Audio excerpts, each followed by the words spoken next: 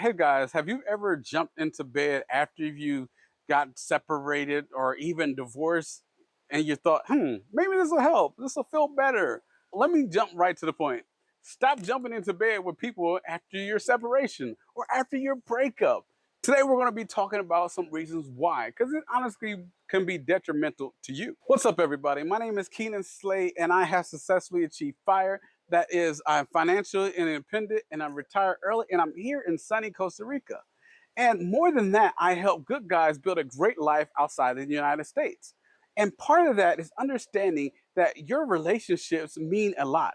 If you start getting into bad relationships or if you're in toxic relationships, no matter if you move to Costa Rica, Philippines, any other famous destination around the world, it could be Japan, you're going to end up messing up your utopia because your relationship is going to tarnish it. So let's get into some things that will actually help you on your journey. Now, I know when we're in a relationship and we break up and we lose it, we're hurting, we're grieving even. And we go through great lengths to try to numb that. And one of those things that we try to use to numb that is by sleeping with someone else or looking on the app, flicking. Oh, this will be a good solution to my problem. It is not. And so I really want to help you on your journey to understand why it's not. But in order to do that, I need you to watch to the very end so that you can discover some uncomfortable truths that you really don't want to miss. More than that, I want you guys to click on the link below so that you can get the free ebook that will actually help you if you're dating the wrong person, like a narcissist. So let's get into point one. Point one, temporary highs, long-term lows.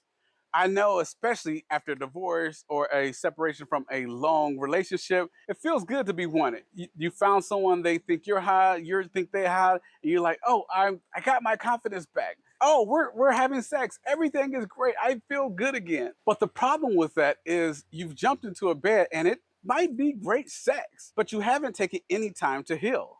You're trying to heal a hole with a, should I even say it?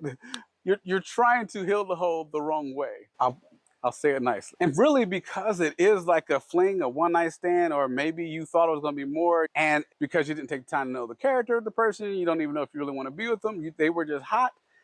It actually does affect you in the long term. Which brings us to number two, the risk of comparison. Because you haven't taken time to heal and you immediately jumped into the bed, this is for my guys who thought maybe they was going to be a one night stand, but it turned out to be a 2-day, 3-day stand, whatever it was.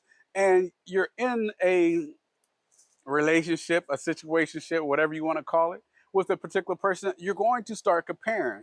And that's really not fair to them and it's not fair to you because, again, you haven't healed yourself. So anything that's bad or triggering that reminds you of your ex, you're just going to take it out on them. So even if they are a good person, you're probably going to ruin your relationship because you got so many triggers and unresolved issues that you haven't dealt with. You need to give yourself space and time to heal and realize that sex is not going to be the answer. It seems like it should be, but it really isn't. And so you really want to take that time and get healing so that you can actually have a good, healthy relationship. Number three, emotional unavailability. Honestly, it's hard to be emotionally available when your emotions have literally just got jacked up by a divorce. Divorce is traumatizing to anyone, to a lot of people, even if you want it. It actually does affect your emotions. And again, because you didn't take time to get healed, somebody told you on the internet, just have sex, go, forget all this relationship stuff. Just, yeah. And honestly, I see it a lot in the forums that I try to help people in. That is a lot of advice. Just go have sex. But honestly, you're not emotionally available. You're really using that person as a crutch. And so where you may think the woman that you left was the bad person, now you become the bad person, if you will, if you're using her as a crutch, because now depends on who you meet. If she's just in it for sex and you're in it for sex, it's still going to end up bad. But if she's in it for more and you think you're going to be able to give her more, that can end up bad because you're not available. You got into a relationship on something bad, which is pain. You didn't get into a relationship because things were good, she was good, you were good. No, you got in it because you were trying to mend stuff. And that being your go-to says a lot, which means that if that's your go-to, that's going to cause a lot of problems in your future relationships, whether it's with her or other people. In order to avoid that mistake, take the time to get healed Seek professional help. It's okay, men, to go seek professional help. I recommend it. There should be more men getting help, because one thing about getting help is knowing that you're okay, that when you meet the next person, they're not going to be the same person with a different name. A lot of times we'll have a type of person. And so that goes to, okay, that's a look. And sometimes, oh, she does this, that makes me laugh. And that's not a good thing. You need to have that time to get emotionally healed, to be a better person, so that you can be a high value man and not drag them into your turmoil. So the question for you today is, have you ever jumped into a relationship right after your breakup? Can you describe your consequences? Put them in a comment below, share with others so that they can grow. So let's jump into the next point. Number 4 is you're killing your own growth. And this is huge, because while pain hurts and it sucks, and divorce hurts and it sucks, and separation hurts and it sucks, there's a lesson to be learned. Whether that be, I need to grow. For me, it was, I can't be a people pleaser. I was trying to be the best son, the best husband, the best father, the best everything. And it was killing me. Also, I ended up attracting a narcissistic person, which I just kept giving. If I didn't take time to learn those things, then I would be that same person, because I've been a perfectionist for years. I had not gotten help on that. Didn't even realize it was there. But if I were to just shortcut it, jump in bed, get into the next relationship, and never know that I've had that problem, then not only would my romantic relationships have been terrible, but my non-romantic relationships wouldn't be improved. Now, when I look for a friendship, a relationship, I'm like, no, is this a good person for me, or maybe not? Everybody doesn't have to be my friend. And I'm okay with that. The old me was like, oh no, that one person, 100 people like me, that one person didn't know. And it honestly was terrible. I know that it doesn't feel great, but I know the person that I am now is able to deal with it.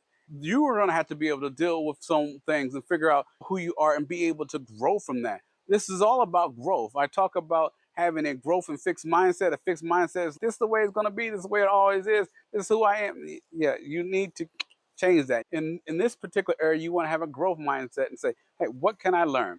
And again, professional helps you identify those things, because they'll ask the questions that either you're too scared to ask, maybe you don't know to ask, or you just, I guess, same thing you never thought of. Most of the time for me, it was like, I never thought of it that way.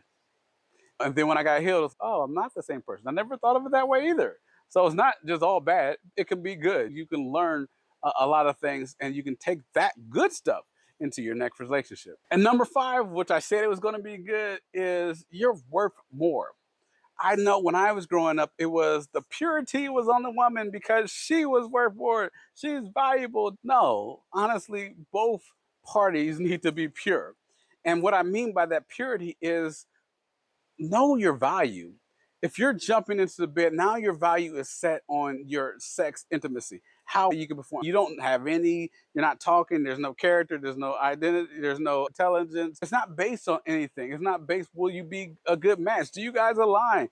Your sole value is on sex. And while TV makes that seem great and that saves everything, that's not a good place. That's like taking 1/5 of yourself, and I'm just making up numbers, taking 1/5 of yourself, this is all I got, but your value is 5 times more than that. This is very important that you don't do that, because now, if you don't perform, or if that's all it is to you, then no matter whether you win, she's like, he's the best, or you lose, I've had better, you're put yourself in a lose-lose situation, and you didn't grow in any other area, and it doesn't help you. Your value is for the long term, and sex is only for a moment. Learn to value yourself. Now, as a wrap up, I want you guys to click on the link to download the free ebook that is worth its weight in gold, the 7 signs that you're with a narcissist, so that you're not getting into bad relationships. This does affect your utopia.